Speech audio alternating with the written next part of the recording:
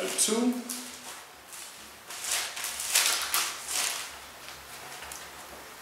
Start at verse 21.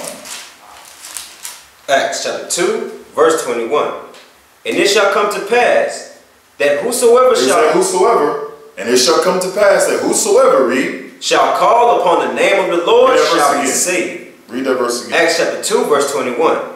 And it shall come to pass that whosoever shall call upon the name of the Lord shall be saved. Oh, so guess what? This is talking about everybody, right?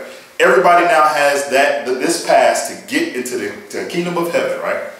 No. Read the next verse. Verse 22. Come Ye on. men of Israel. What did it say? Ye men of Israel. Read on. Hear these words. Hear these words. Who is he speaking to? To the nation of Israel. I want you to show you something real quick. Jump up to verse 16 so we understand where this actual passage is coming from. Read verse 16. Acts chapter 2, verse 16. Come on. But this is that which was spoken by the prophet Joel. We're going to read what Joel said. Read on. And it shall come to pass in the last days, saith God, I will pour out my spirit upon all flesh, and your sons and your daughters shall prophesy, and your young men shall see visions, and your old men shall see dreams. I'll stop right there. I want to show y'all something real quick. Let's go to Joel's the 2nd chapter. So we read right here, it says, this was what was spoken by the prophet Joel. Well, let's go to Joel and see what Joel said. Go to Joel's chapter 2. We're going to start at verse 28.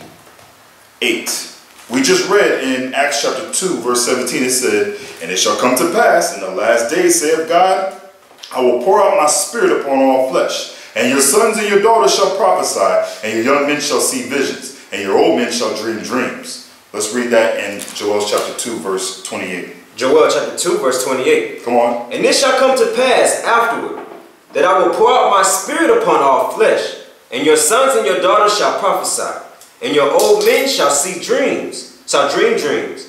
Your young men shall see visions. So when you read this passage, you will actually understand that Joel's the 2nd chapter, when you get to the 28th verse and go all the way down to 31, is identical to what's written in Acts the 2nd chapter from verses 17 all the way down to 21. Now, watch this. Let's go one verse up in Joel's chapter 2, verse 27 and read that. Joel chapter 2, verse 27. Come on. And ye shall know that I am in the midst of Israel. Of who?